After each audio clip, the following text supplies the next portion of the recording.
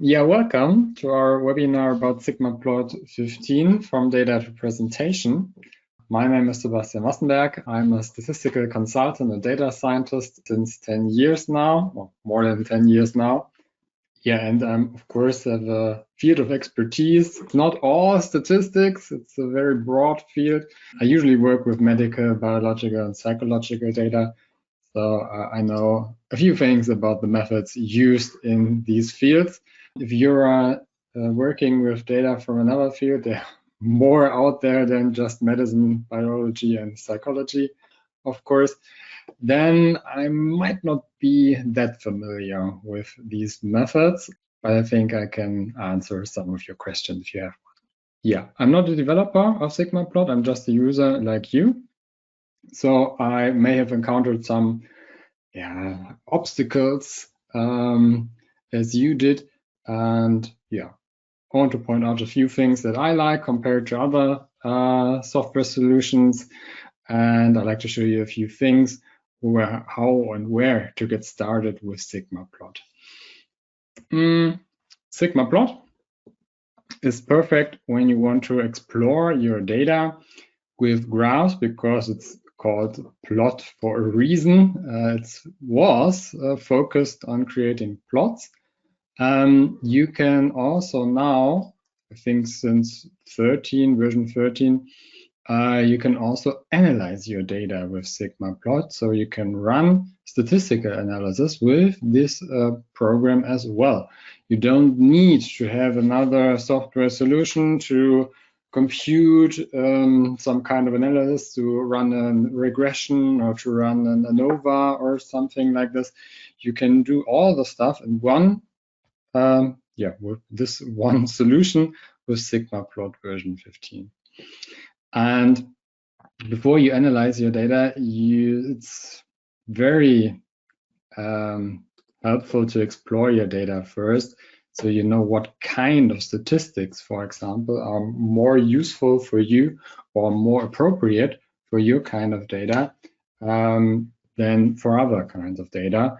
For example, should you use the mean or the median to describe your data?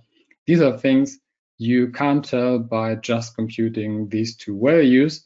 You can only get a sense of your data when you see your data. Of course, you can see the numbers, but sometimes it's very hard to tell from the numbers what is going on.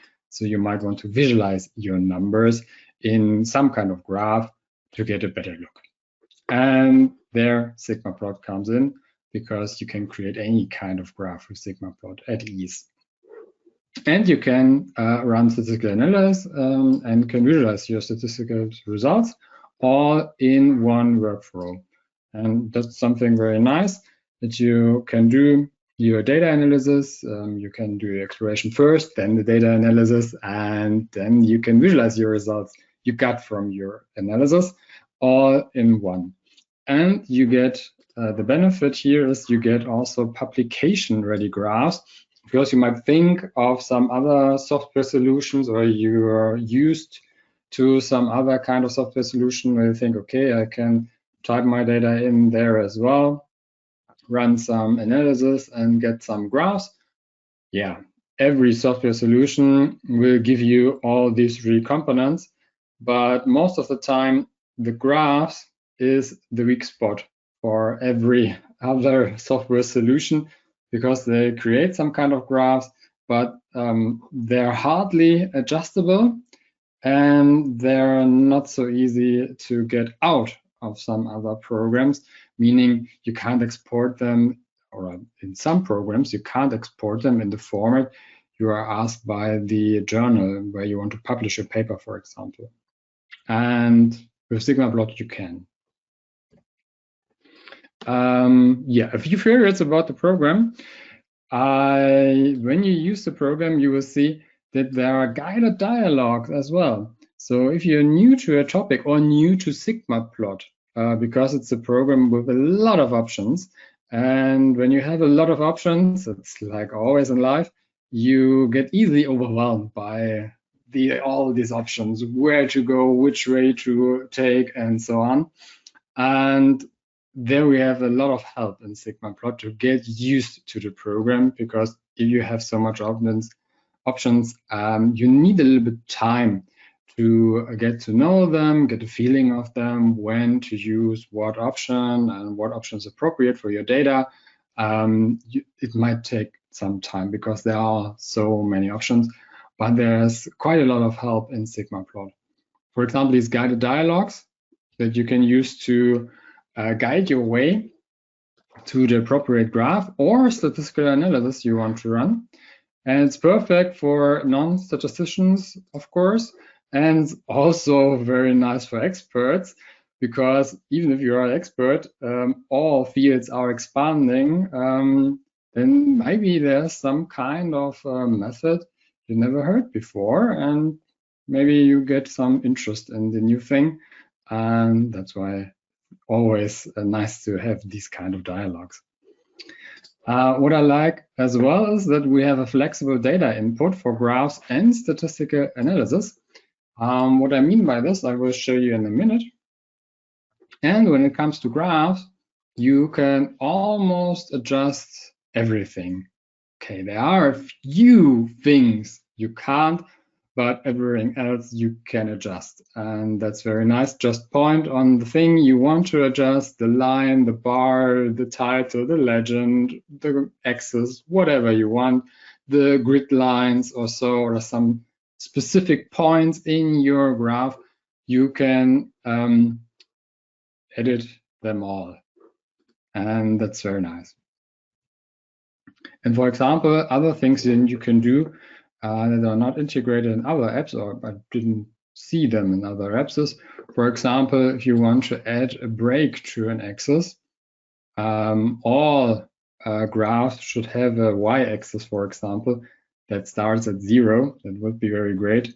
If you don't, the effects or the differences, the means, or whatever you plot in your graph will be exaggerated, and that's not very good. You should be true to yourself and to your graph. So it should be start by 0. But of course, if you have large values in the thousands and so on, it might not be very useful to start at 0. So you might want to add a break. And that can be easily done with SigmaPlot 15 as a button for this. Or when you have a box plot, I always have clients that are used to create box plots and to use them to report their results. And they often want to add the mean, because you can create a box plot also for metric variables like height or weight or whatever. And the mean is not integrated in the original box plot. And it's very hard to get the mean into this box plot with other software solutions. With SigmaPlot, again, it's one click and you have the mean there as well. And something else you might come across in articles and papers, you might see that they have multiple graphs on one page, meaning like here's graph A, then B, then C, then D. And you might wonder, how did they do this? Did they use Word or some kind of other word processing program and rearrange this graph in a table or so? That might be a workaround, but you don't have to use this workaround, because you can create one graph out of multiple single graphs with SigmaPlot as well. So you have one picture you can integrate in your paper and you're done. And you can run, as I told you, statistical analysis also based on summary statistics, meaning you don't have to use the raw data. In some situations, you might don't even have them. For example, if you read a paper and you want to run some kind of analysis on your own with the data the authors reported, then you won't have the raw data. You might have the mean and the standard deviation of some outcome variable that they measured, but they didn't compare, for example, the two groups that you want to compare or you think would be interested to compare to each other. If you have the mean and the standard deviation, you can do so. You don't need anything else to run a t-test, for example, and you can choose to do this with SigmaPlot. Just enter these summary statistics, the sample size, of course, and you're good to go. It's a very simple computation, but it's not integrated in other statistical programs. There you might always, almost always, need the raw data. And that's something very nice that you can do this with SigmaPlot.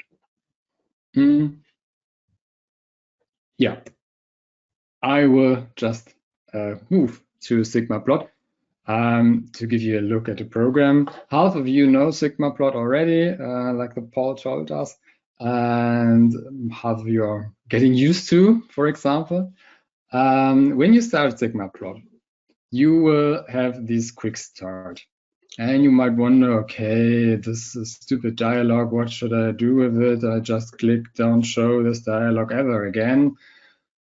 Don't be so quick to dismiss this dialog. Of course, this window is not that helpful. You can choose to create a blank notebook or create something else or open one. You see, I have already something prepared. Of course, it's not so much helpful, but you have this tab as well, create graph. And I always highlight this quick start guide and this section of the quick start dialog, because I think it's very, very, very helpful to get used to with SigmaPlot. Because you can see here a lot of graphs. That's not the exclusive list of all graphs you can create with SigmaPlot. There are even more graphs you can create that don't have a button here or not an icon here. There's even more you can create. But these are the most common and even some specialized plots. For example, these ternary plots, I've never heard of them before I get to know SigmaPlot. Something you use in chemistry, I was told. Not a field of my expertise. Yeah, even those graphs you can create. Let's stick to a scatter plot or with a scatter plot. When you have all these options to create graphs, you can't expect that you can enter your data in one format alone to create any possible kind of graph with this. It's just not possible, because some graphs need specific informations.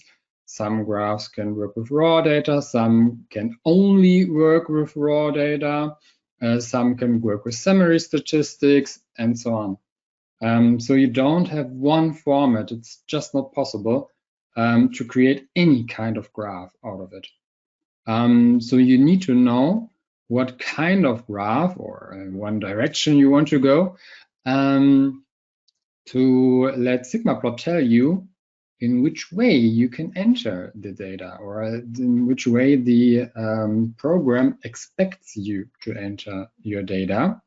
And you can see this here when you choose a plot, for example, a multiple scatter plot, meaning you have one point for each case on the X and the Y axis, and you have different groups of points. That's a multiple scatter plot.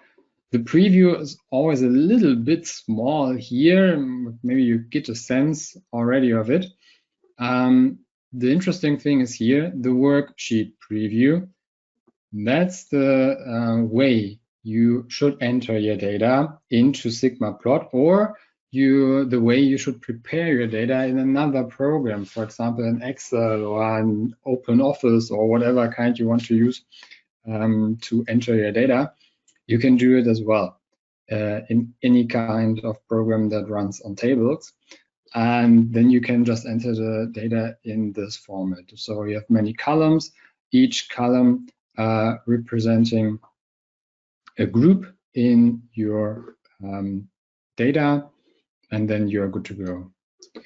You can also here change the data format. Maybe you have many X or you have many Ys, many X and Y pairs. Then you have here the preview how to enter your data, or you can just click on it and the preview here, the worksheet preview, will change. So that's a great way to get around how to enter the data or to prepare the data that you want to analyze or visualize with SigmaPlot. So that's why I always highlight this quick start guide, because you don't get this overview of graph preview and worksheet preview anywhere else in the program. So that might be a good way to start if you want to just explore the program. And it's always when you want to get more familiar with things or learn some new things, you should be a little bit curious about the thing you want to learn and just explore the things you can create with it. Might need a little time, but it's time worth taking. Okay, so that's the quick start guide. I will close it. And of course, you can also use the help tab. We have many tabs here: worksheet, create graph, worksheet. Of course, you can format the cells here in your worksheet, for example. Create graph, obvious, it's for creating graphs, the ones we saw already. And we have the Analyze tab, where you can see or select very different kinds of analysis. You want to run descriptive statistics, of course, the t-test, something simple, or the ANOVA when you want to compare many groups, or when you want to analyze proportions, then you might use a z-test, for example, or chi-square Fisher test, odds ratio, or you want to run some kind of regression. You have many different kinds of regressions here. The basic one, like the linear regression, or a more complicated one, like nonlinear regression or forward and stepwise regression, and so on and so on. You can see many options here, and you can also run survival analysis, for example, with SigmaPlot. It's always something special. Usually used in medicine a lot, because there the endpoint is often survival, but it doesn't need to be survival. Survival analysis is sometimes better called, from my point of perspective, time to event analysis. So it's about some kind of event and when did the event occur. And the event in medicine is usually the death of something or some person, but it don't need to be the event that you want to analyze. So survival analysis, although they are called survival analysis, are not stick to death. You can analyze any event when you want to analyze not only if the event occurred, but also when it occurred. To compare, for example, between different groups, you can use this kind of analysis. Okay. And yeah, now we come to the help tab. I also already mentioned the quick start dialog. And you might think, okay, it's very hard to tell how to enter the data. What kind of graph do I get out of this kind of worksheet here? It's so hard to tell. I want something else. You get something else when you use the help tab. There you have, for example, the manuals, of course. I think nowadays we are not used to read manuals anymore, because we expect that every software solution works intuitively, or there are some videos somewhere, some 5-minute videos that I can just watch and then I know everything. It's not that easy when it gets to the field of statistics or visualizing data. It's not something you can explain in all its entirety in 5 minutes. That's not possible. So you might want to read something about this, and special guides here, of course, for SigmaPlot.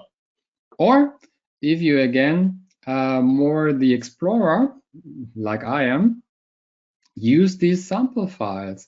You have sample files for everything. When you click, for example, on graphs, it will open a notebook called samples. And there you have samples, for example, here for a scatter plot. a scatter plot with a grouped scatter plot. You see here the groups, the darker group and the white group, and some special cases highlighted here. And you see the data, how the data was entered or prepared to create this kind of plot. It's not meant to be a template. I don't want to use this as a template, but they're used to show you what's possible with SigmaPlot. And of course, there's even more possible because you can't create thousands of different combinations here in the samples. You could do it, yes, but it would be a lot of work. So you get a few examples here with many options used that you can, of course, use in any plot. For example, highlight here special points, or have the error bars, have a line here, and so on. So you might want to use the sample files to, for example, see, okay, what kind of box plots are can I create with SigmaPlot? And okay, I see the boxes have a different width. Okay, how did they manage to do this? You can explore this with these files and get to know, for example, here you see box width. Okay, then you might know, oh, I can enter some kind of properties of my graph inside my actual worksheet. That's something I like very much because I'm not so much the point and click guy. Of course, it's very useful because if you want to address something, some minor changes, it's most of the time much easier to click on something and adjust it than to use some kind of function to do this. You don't need a function. You don't need to write code with SigmaPlot. You have everything at your hands with a click, but you have the flexibility to enter, for example, here the width of boxes and just change the value. Box A was 100 units thick, or in relation to the other values, just make it 50. And you will see this box now here is much smaller. It's the same width than group D, and that's something you can adjust. Of course, it's an example. I don't know a real example where you might want to use this special case that you change the width of your boxes or in a box plot. But it's meant to show you the mechanism behind them, that you can have columns with values that are tied to some properties of your graph, for example, the width. Or you can also use it, for example, to change the size of these symbols here. So that maybe the black dots are even a little bit bigger than the white ones or so, to transport some kind of information you want to express in your data. Therefore, you have these examples to show you what you can do with SigmaPlot. And as I mentioned before, here we have a box plot. Box plots show you the interquartile range. The upper and the lower edge of the box is the quartiles, the first one and the third one. And I think you already knew the line here, the black line, is the median.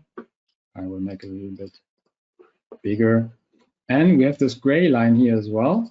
That's the mean. And how do you get the mean into this plot? If you want to change something in your graph, go to Home, and there you have the button called Graph Properties. And from there, you can change and set almost anything.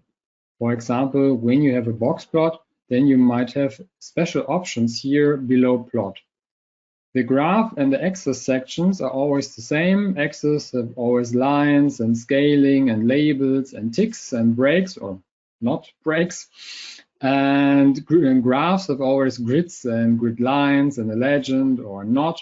And the plot itself might have different options.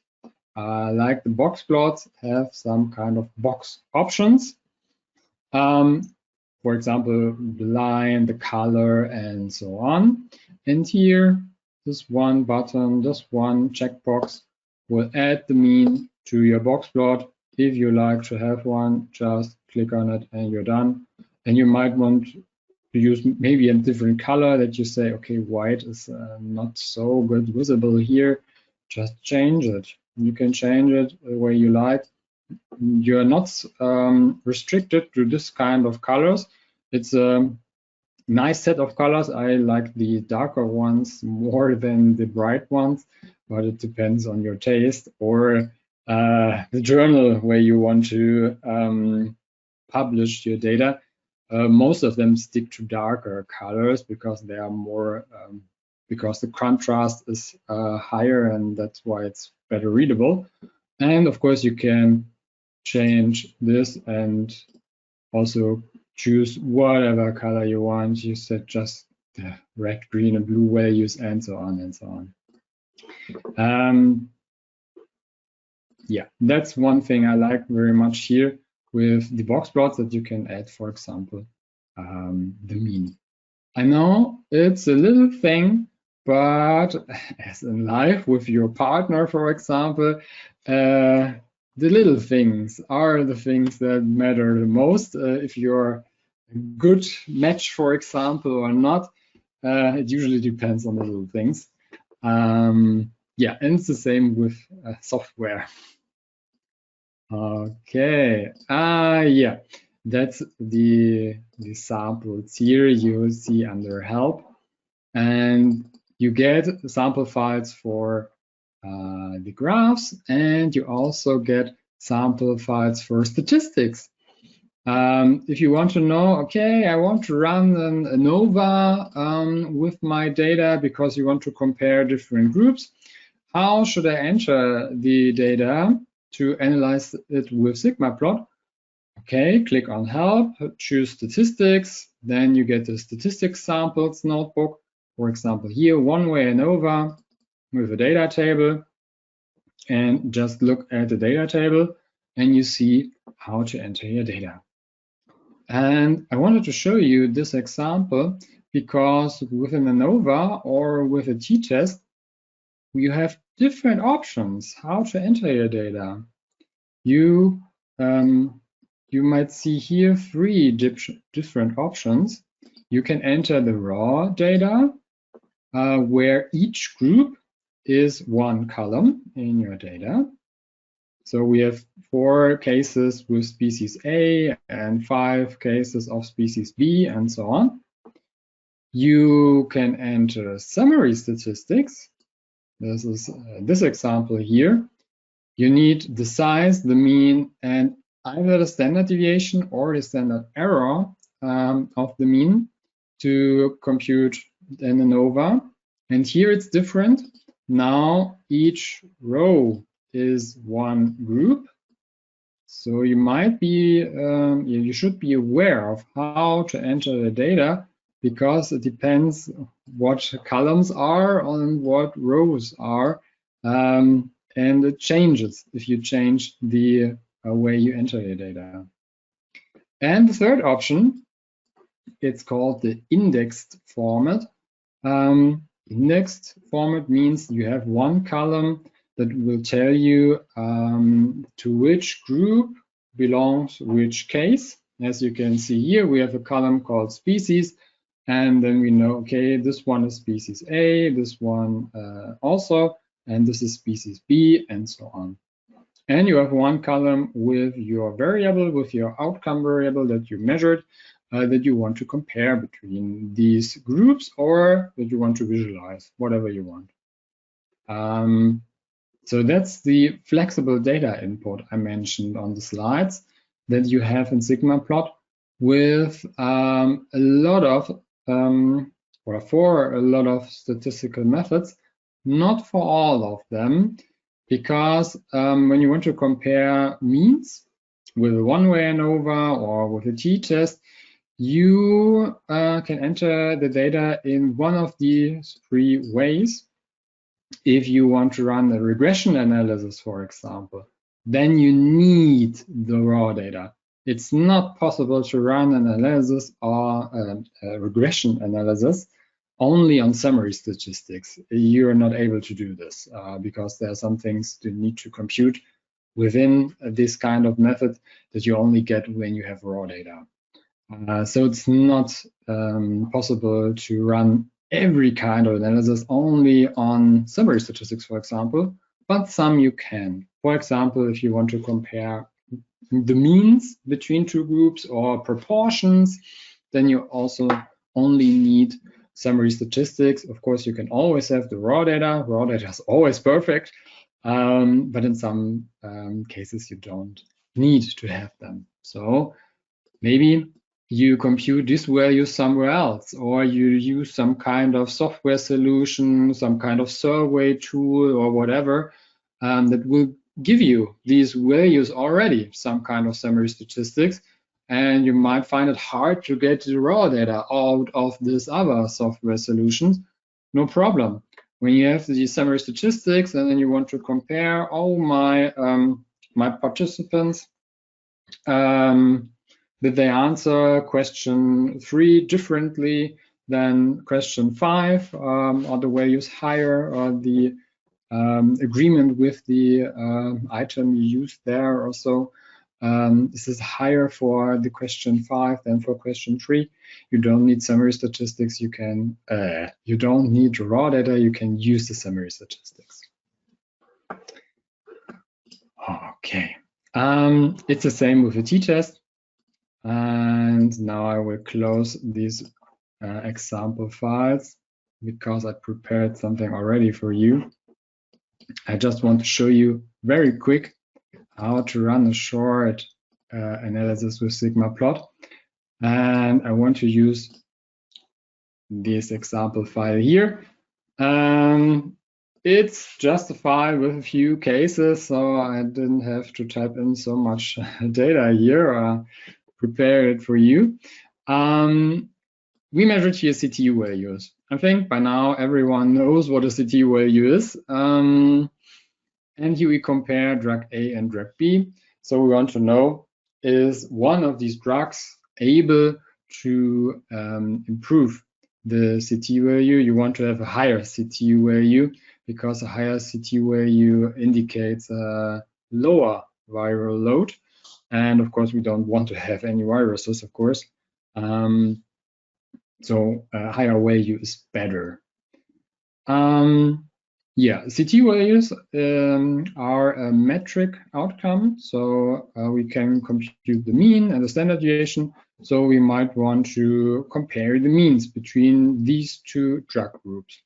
In both groups, we have 10 persons, 10 cases, not the same cases. These are different participants. So 10 in this group and 10 other persons here in drug B group.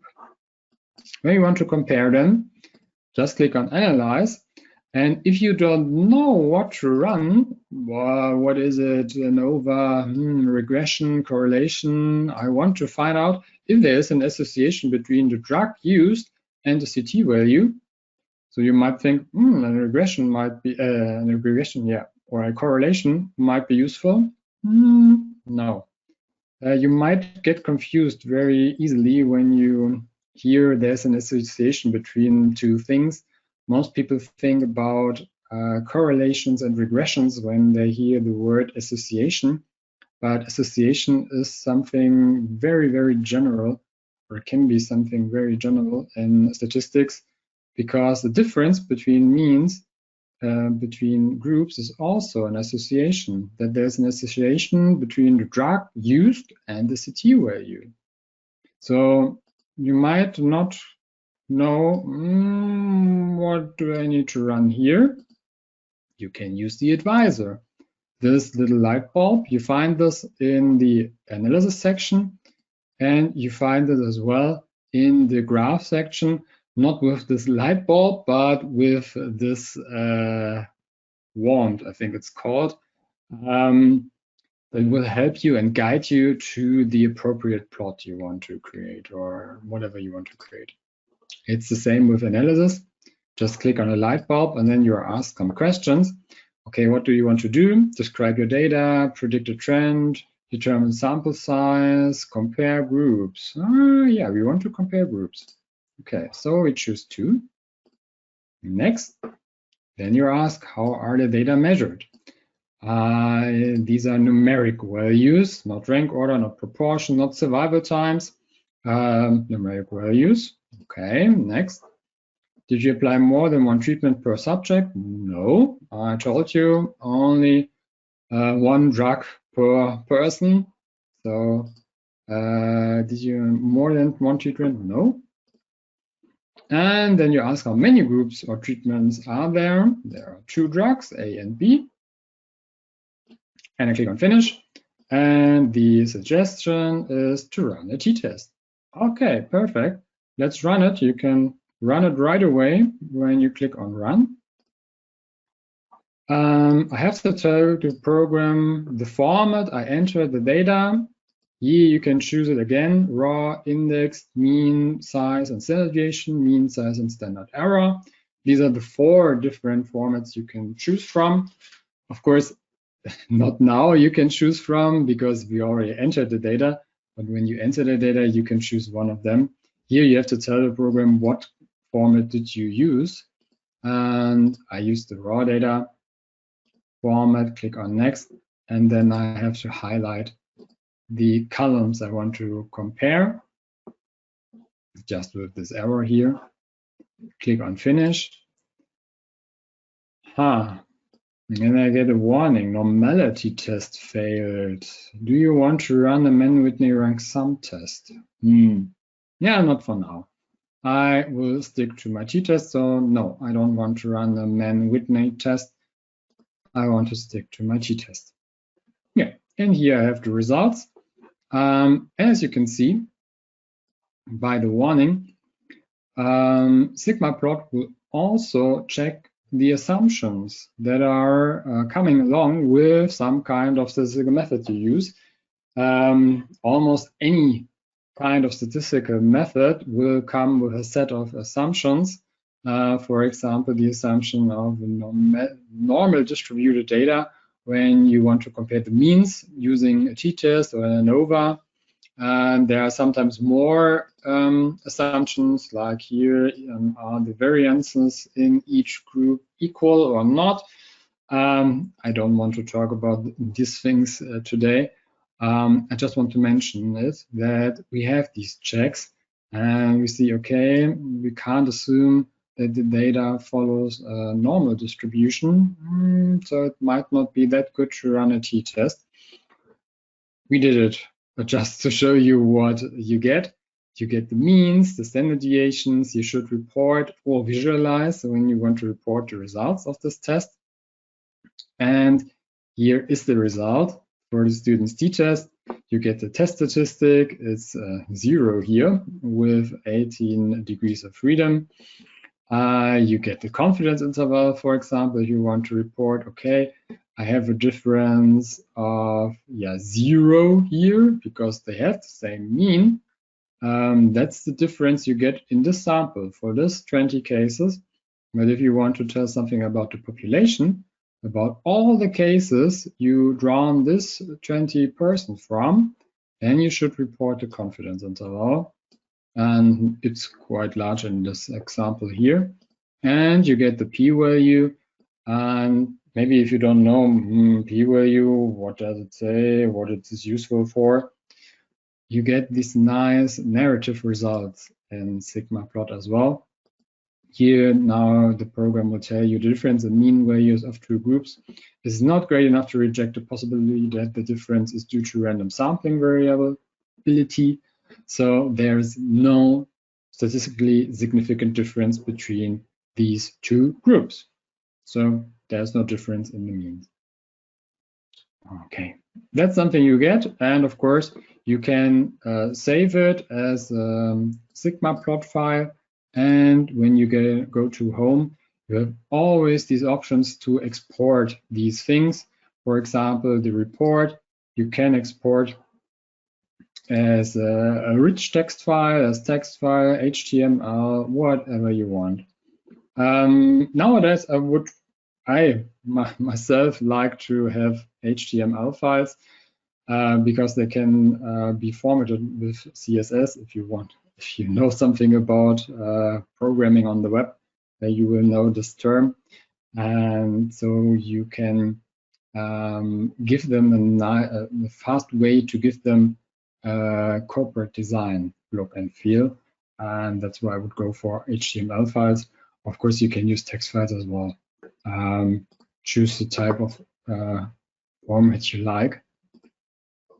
And it's the same with graphs. So now we have this result. When you have the report, you can just right-click on the report and you get a context menu with the result graphs. And here you can choose, for example, okay, let's create a bar chart. And ta-da, that's the bar chart. Of course, a very simple one with the mean and the standard deviation, and you're good to go.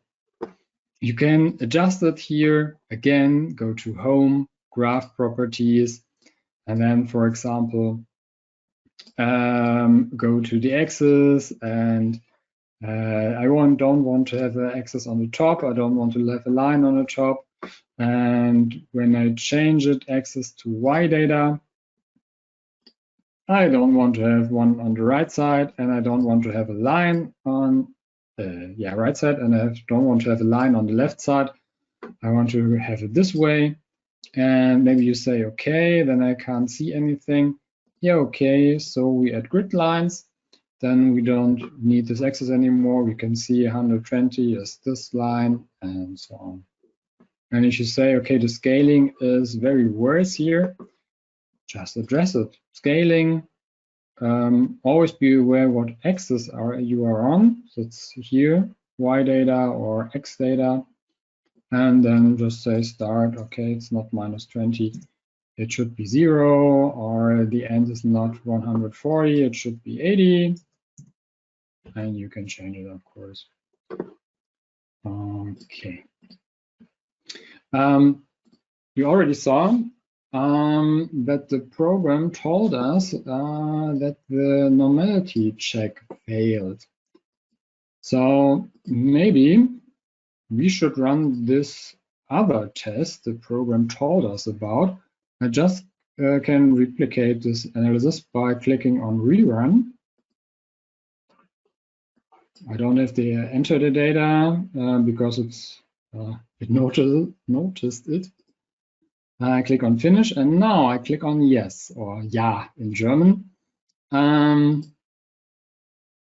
now I will get the result of a Mann-Whitney rank sum test. It's a different kind of test. It doesn't compare the means, it compares the ranks, something different. I don't want to talk about this today, but as you can see, oh, now we have a significant difference here. That's something very odd, because the t-test told us there's no statistical significance with a p-value of nearly 1 or almost 1. It's never exactly 1, so never report p equals 1. You should report p is greater than 0.99. Never report p equals 1, because it's a probability that never reaches the value 1. And never report p equals 0 either, because it can't reach the value 0 in any case. It will get close to 0, but it will never reach 0. So if you have a very low p-value, like this one, you report p equals 0.1002. It's a very small p-value, so we have a significant difference. And now you might wonder why. When you here click on the report and click result graphs, then you see the appropriate graph to visualize the results of a Mann-Whitney test, for example, and the appropriate graph would be a box plot. Box plots are most of the times much more useful than only these bar charts with the mean, where the edge of the box is the mean and the error bar is the standard deviation. not so informative. Box plots are always more informative than just these simple bar charts, so you might want to use them.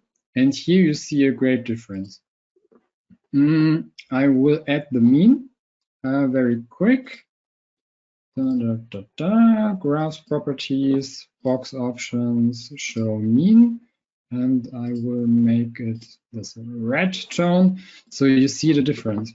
This is the mean. As we saw with the t-test and as we saw by the numbers, they are equal. There's no statistically significant difference here. If you have a look on the values itself, which you get when you use a box plot, we see that all values in group B are higher than almost all values in drug A group, except one. One is very, very high, so one participant responded very well to drug A because it has such a high CT value. All the others responded not that well. They responded worse or less than the participants using drug B. And that's the difference here. All persons in with drug B had higher CT values, so less smaller viral load than most of the persons in drug A group. And that's the difference you get with the Mann-Whitney U-test when you compare the ranks of the values.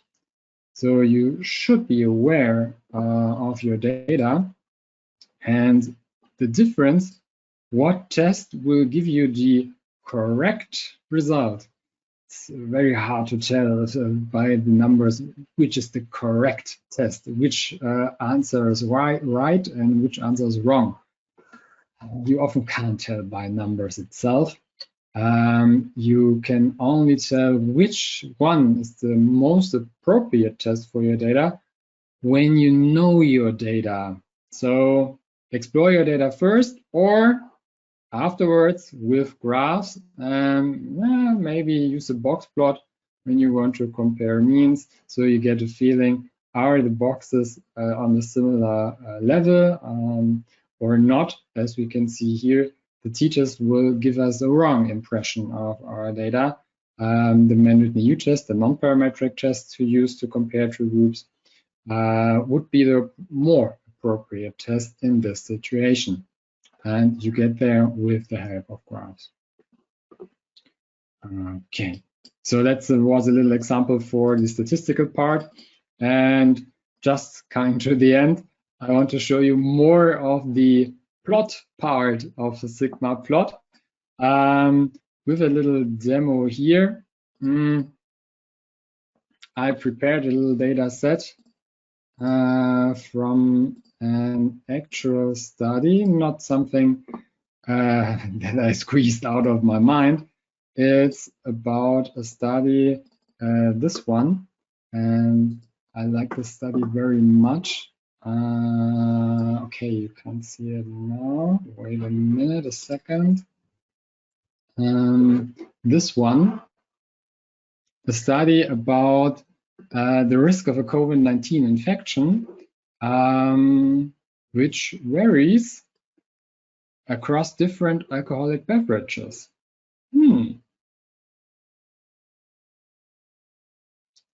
And when you have a look at the data, this one, for example, and just have a look at red wine, you see it here. They are reported the odds ratios. So here we have values that tell us how the odds change to get a COVID-19 infection for people that drink 1 to 2 glasses red wine per week compared to persons that don't drink red wine. And the ratio here is 0.88. So if you drink one or two glasses, sorry, per day, not per day, per week, red wine, your risk will be lower compared to persons that don't drink red wine. And as you can see, the more you drink, the lower the odds to get a COVID-19 infection. So you might think, wow, great, finally a reason to start day drinking, proof, an argument that you can take the bottle out. Please don't. There might be another explanation for this kind of pattern. I just want to use this example here. A very fancy graph that you might wonder, how did they create this? I can't tell you the way they created. I just can show you very quick with a demonstration how you can create a plot that looks like this with SigmaPlot. And you have this file as well. You will get it along with the recording of this webinar, so you can explore it for yourself. I have a demo folder here with the raw data and a raw graph to start, because it's just a scatter plot. A scatter plot, wait here, a scatter plot with asymmetric horizontal error bars. Scatter plots are often very useful in very different situations because you can plot anything. You don't need to have, you don't need to plot single cases. You can also plot summary statistics or results, odds ratios, regression coefficients, means, whatever you have. The point can be anything that you plot. So scatter plots are often a great way to start. You don't need to have something more specialized. You can start here. And because we're almost out of time, I show you the result. And maybe you are now curious, how did he get there from this kind of graph to here? That's the kind of plot I created for just red wine drinkers and beer drinkers. Not with the values here, you can add them as well. It takes a little more time to add the values on the right side as well. But this is a first impression. And I wanted to show you, for example, that the labels can be different here. Red wine, you see, is much larger, and beer drinker than the groups here. And that's something you can also address in your worksheet, because you can format the cells and you can format the text. And if you click format the text, you can change it, like bigger. I make it bigger so you see the difference. Just 20. You won't see the difference here in the worksheet, because here you see the data. You see an example here. In the graph, you will see the effect. Now red wine is much bigger. So some adjustments you want to take or want to make in your worksheet when it comes to things like changing the font of specific values, specific labels, then don't try to click and point and get angry. I can't click on this value here. Yeah, you can't. You have to address this value where you entered it in your worksheet. Go to the cell, right click, choose format text, and there you're good to go. You can change the color, the font, the size, whatever. Enter special symbols or something. You can do anything there. And if you're done, of course, you can export your file. Again, go to Home, Export Graph.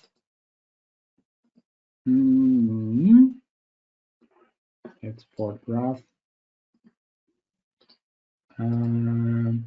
Yeah, and you can choose, for example, many different options. You go for pixel-based files or for better ones that are vector-based, for example, EPS files, but they're sometimes hard to work with. Or you use a PDF file or an SVG file. Most modern graphs you find on the web are SVG files. So choose the one you like. I just choose this one, PDF. I give it a name, test. Here you can also choose the DPI, the resolution of your file. If you want to have a much higher resolution, go for it. I stick with 300 and click on OK. And of course, I have to change the window here I have my result of my graph, and you can see when you export it as a vector-based file, you can scale up and down the way you want. It will always be crisp. Of course, if it's very small, you can't read it anymore, but it don't get pixelated like pixel-based files. So go for vector-based. And you have a lot of options to choose from when you use SigmaPlot. Yeah, I hope I could make you a little bit curious to explore this program and to show you that you can do many things. You find on the slides also a little summary of what you can do statistically wise, like the basic test or graph types. Of course, bar charts, line charts, and so on are the basics. You can create even more advanced graph types. You can also run receiver operating characteristics analysis and draw these curves, for example. You can run the Blunt-Altman analysis. You can create forest plots with SigmaPlot. You can even now, with version 15, create a heat map with SigmaPlot. It's all in this program. Just one thing to mention, if you want to find these more specialized plots like Blunt-Altman or heat map, you might wonder, oh, they are not here. More specialized plots you will find under tools. There you have, for example, the receiver operating characteristics, the heat map, the Blunt-Altman. They are placed under tools because you need to compute more values out of your raw data to draw these kind of graphs. That's why they are in a different section. But just feel free to explore the program. I hope I made you a little bit hungry to do so. Okay. Yeah, thank you for your attention.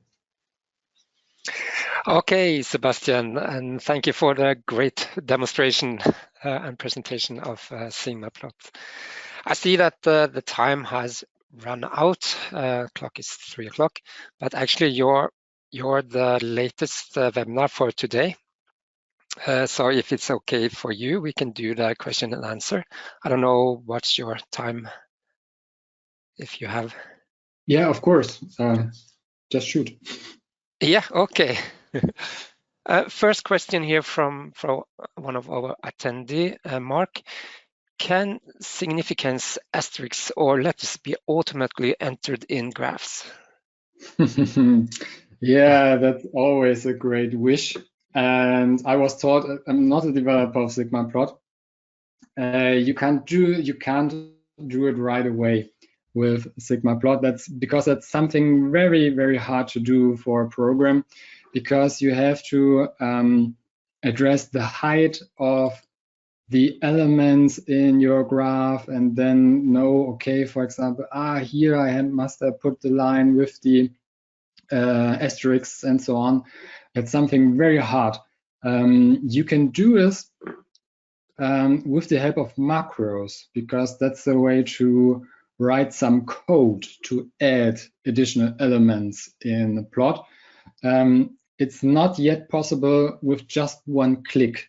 So that's why you don't have this option right away in SigmaPlot 15, but it's something the developers are working on quite a lot, because it's a great wish to do so, but a wish very hard to fulfill, because you need to address so many things that will change very often between different kind of graphs.